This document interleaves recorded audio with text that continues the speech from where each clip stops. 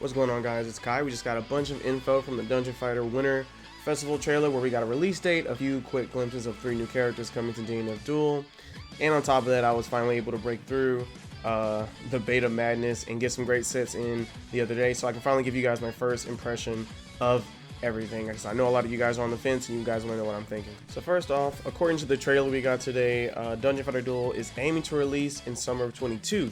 Which most likely means we're getting the game in the middle of June, similar to Guilty Gear Strive this year. More importantly though, this means we're going to get a beta, hopefully 2 more betas before it's launched, so if you couldn't get into it this weekend, no worries. I guesstimate we'll be getting another beta around February or March, depending on what Capcom announces this coming February with Street Fighter 6.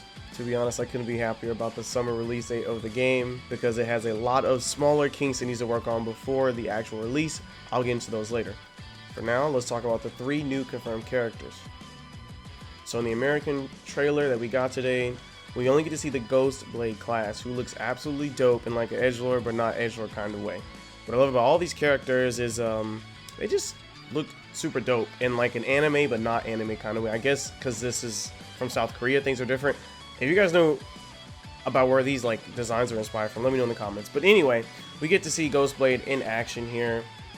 But the other 2 characters are hiding in the Korean version of the trailer, and you can't really see too much. They're really just getting hit, but that does mean they have working models in the game. So we do get a glimpse of the other 2 characters. The first one being the Troubleshooter. It's a variation of the Asian class, similar to Hitman, with a more grisly take. If you want to look at it that way, it looks like he'll be more of a close-range fighter. He's going to have a sawed-off shotgun, we can see, and his sword seems to be of the 2-handed variety, but you know, it's anime, so he's probably carrying one hand anyway. But I think this variation will be very interesting because it'll probably have more movement options than Hitman. Hitman felt pretty stiff. Hopefully this guy feels a lot more mobile. In the next clip, we're able to get a solid look at the Lady Mechanic class. Unfortunately, she's just getting smacked up too, just like Troubleshooter, but this confirms on release we'll get at least 13 characters, which I think is a really healthy number. Strive was originally going to release that amount, ended up with 15, but 13 is a pretty good number, and since the game's coming out in the summer of next year, it'll probably get 1 or 2 more. So if we're just getting these 13, I'm okay with that, because all 10 that I played during the beta were all really strong and unique, which is still a pretty hard metric to hit for modern fighters, and I don't think it's a standard quite yet. But you know what is the standard in modern fighters? Having terrible first open betas, and this one was no different. This is probably one of the worst betas I've ever played. So first off, you couldn't even preload the beta ahead of time, so everyone had to really scavenge and find the download link they needed to get from the PlayStation Store so they can download it to the console, which inevitably led to the servers crashing, which honestly we all knew was going to happen, right? This is something ArcSys is involved in. Obviously, since Guilty Gear Strive was so successful fighting game of the year, people are going to be trying to try this out, especially since it's free, right? Didn't need PlayStation Plus or anything. But once you actually made it into the game, you got to the main menu and you saw there was no training mode. Your UI was sometimes not even visible as you're trying to find these lobbies, praying you can even find people who also got through all the nonsense. And even if you got into a lobby, your character couldn't move sometimes, and there were people who were playing on PS5 on sticks that they use every day on other fighting games, and their sticks just didn't work. It was something that was fixed later, but that first day, like Friday, was just super rough, and that's just scratching the surface. It was inexclusively bad, even for a beta. I don't want to dig into it too much because things got a little bit better as time went on. Obviously, if people went on to do other things, saw a lot of streamers on Friday just say, forget this, I'm just going to play King of Fighters 15, and things kind of got better towards Saturday. You did still have some hiccups, but it was still pretty bad. I was definitely disconnecting a lot, but I did to play some magic. So let's talk about the actual gameplay. So man, it has been a while since I played a game that let me just have fun. Most characters have just full screen buttons or full screen special moves that are safe on block. It's actually insane. Almost everyone gets a DP, and most characters have some kind of special canceling system that allows them to special cancel into the special cancel. So you feel pretty strong coming out the gate, and just pressing buttons, even your normals, just make you feel good. And since specials are done with simply a direction plus a button, you can't make it more complicated, but you don't really have to. You feel like a god the whole time. And since the execution barrier is very low, you can focus on higher level strategies much faster. So by the first hour of playing with a few of my homies, we were like gods playing 3-dimensional chess, and we just kept going faster and faster and faster. However, by the 3rd or 4th hour, you start to realize you can't really go faster. There is no fourth dimension that you haven't found yet, and the skill ceiling you've hit isn't made out of glass anymore. That's just kind of it. It's kind of weird. So let's talk about it.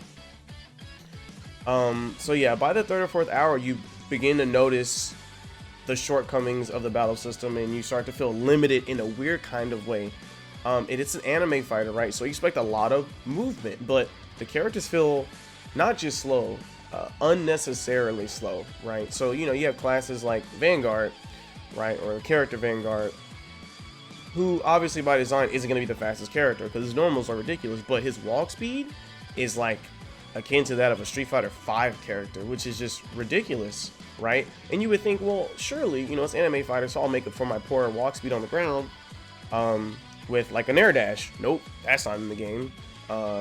Only like one character has a double jump, and you can't even super jump. So you're just missing maneuverability that you're used to having in an anime fighter. And when you're pressing things, you feel strong, but when you just want to maneuver throughout the screen, you feel very, very limited. And there's this really strong contrast. You kind of start to feel it about 2 or 3 hours in. And another thing that's really, really interesting that I ended up not liking is that a lot of moves outside of their intended function don't have a lot of room to kind of flex into other roles, right? Moves that take up space, they take up space. Moves that create frame advantage, create frame advantage. Moves that give you mobility, but there's really no blend or mix of one or two concepts in a special move. You just usually like, oh, that's my projectile, that's a good projectile, and that's kind of where the idea stops.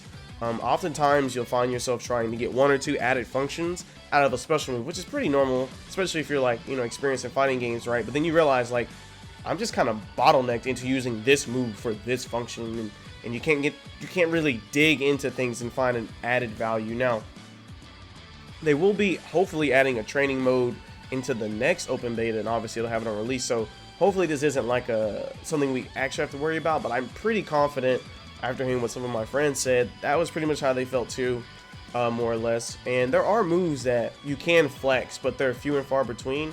I don't know if that'll be what makes the character strong, but you know, you go from like feeling really strong with these very straightforward tools, and you try to, you know, flex them and do other things, and you just can't do it. It's kind of weird, but as a consequence, the offense and the defense can get pretty stale because the player on offense can't really hide their intent behind the specials. And I don't want to get too technical about talking on this. Just know that you feel strong, but you can't flex that strength. You can't create something. It's kind of weird to explain, but all this can be fixed if we probably had access to a training mode so we can build our characters out how we like to do, right?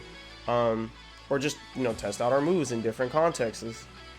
And the game's what, 6-7 months out maybe, so plenty of time to change these little small things.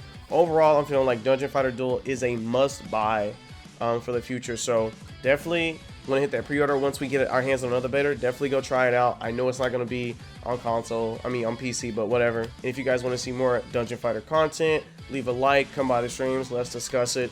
But anyway, that's it for me. Thanks for watching, guys, and stay curious.